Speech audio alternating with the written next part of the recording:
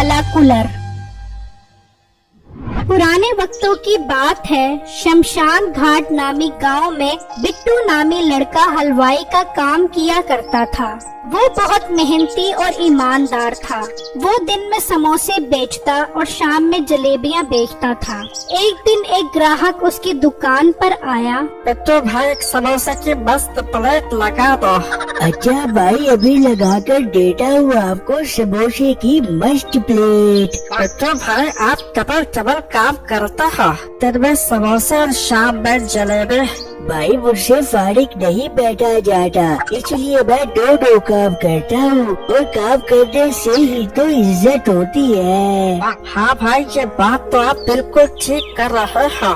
फिर वो ग्राहक समोसे खाता है और कहता है, वाह बिट्टू भाई, आपके रापचे किस्म के समोसे खा कर तो मजा ही आ गया।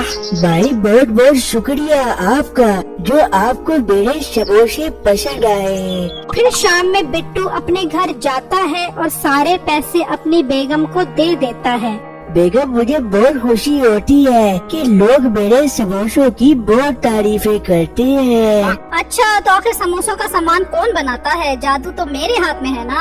हाँ बेगम, तुम ठीक कह रही है, सारा सामान तो तुम ही बनाती हो। बस हमारा काम इसी तरह ही चलता रहे और आप इसी तरह पैसे कमाते रहो, हमारी जिंदगी बहुत अच्छी गुजर जाएगी। बिट्टू की मेहनत की वजह से उसका घर बहुत अच्छा चल रहा था, लेकिन बिट्टू के साथ वाले घर में बिट्टू का हमसाया मीठा अपनी माँ और बीवी के साथ रहता था। हाँ मीठे बगैरत के बच्चे, जा कुछ कमा कर अपनी बीवी की सिलाई की कमाइयाँ खाएगा। अरे कनमुही, बगैरत किसे कह रही है तू? बेटा तो वो मेरा है, अपनी जबान संभाल कर बात किया कर।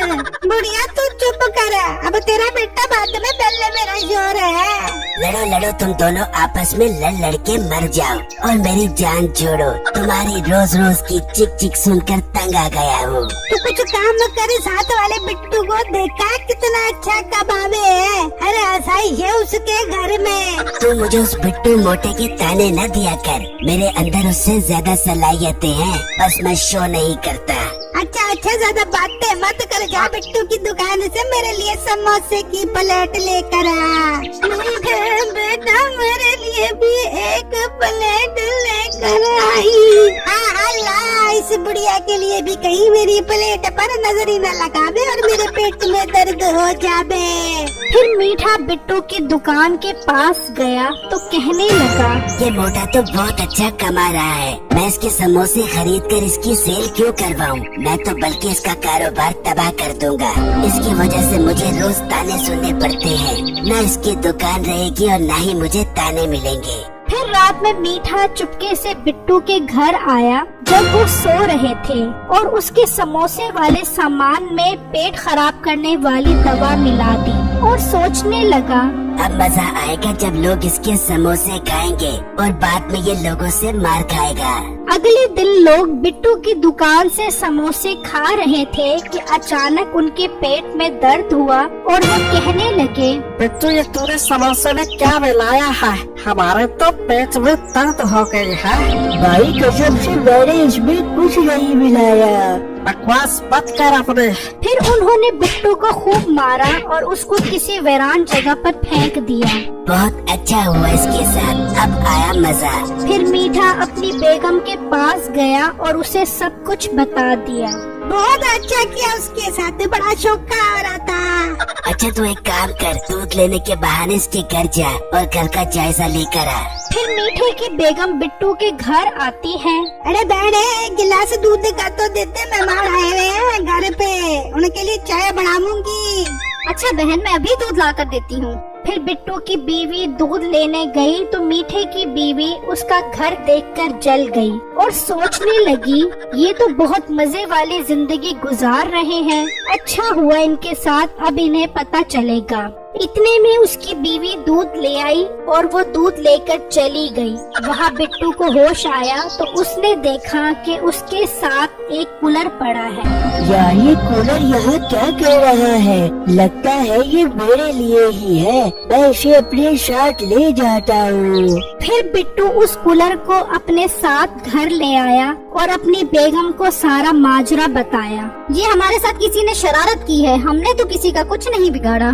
हाँ बेटा, इन्होंने मेरी सारी दुकान भी तोड़ दी है और अब हमारा सारा काम खत्म हो गया है। तेरे पास जितने पैसे हैं वो संभाल कर रख। अब हमें अपना गुजारा करने के लिए इनकी जरूरत पड़ेगी। फिर आहिस्ता आहिस्ता बिट्टू के घर का सारा सामान बिक गया और नौबत फाको तक आ गई। फिर मीठे की बीवी ने उनके घर की हालत देखी तो बहुत खुश हुई और मीठे को जाकर बताया। देखा, मेरा फार्मूला काम कर गया। अब मजा आएगा इसकी फकीरी वाली जिंदगी देखने का। एक दिन बिट्टू अपनी बीवी को कहता है, बेगम तेरे पास कितने पैसे पड़े हैं? अब आखिरी 100 रुपए पड़े हैं, इनके अलावा कुछ नहीं है हमारे पास। बेगम तू 100 रुपए लेकर आई, मैं कुछ खाने के लिए लेकर आता हूँ। फिर बिट्टू की बीवी 100 रुपए लेकर कूलर के पीछे से गुजरी तो वो 100 रुपए कूलर ने खींच लिए और आगे से बहुत सारे 100 के नोट निकलने लगे। बिट्टू और उसकी बीवी बहुत खुश हुए ये सब देखकर। ये क्या बेगम, ये तो पैसे देने वाला कूलर है। हाँ, अल्लाह ने हमारी सुन ली। फिर बिट्टू ने उस कूलर से बहुत सारे पैसे जमा किए और उन पैसों से उसने एक बहुत खूबसूरत घर और गाड़ी बनाई। मीठा और उसकी बीवी बिट्टू की तरक्की देखकर बहुत परेशान थे कि इनके पास इतना पैसा कहाँ से आया। ये इनके पास इतना पैसा कहाँ से आ रहा है? मुझे खोज लगानी पड़ेगी। फिर रात में बिट्टू कूलर से पैसे निकाल रहा था तो मीठे ने खिड़की से देख लिया। अच्छा, तो ये इस कूलर से अमीर हो रहा है।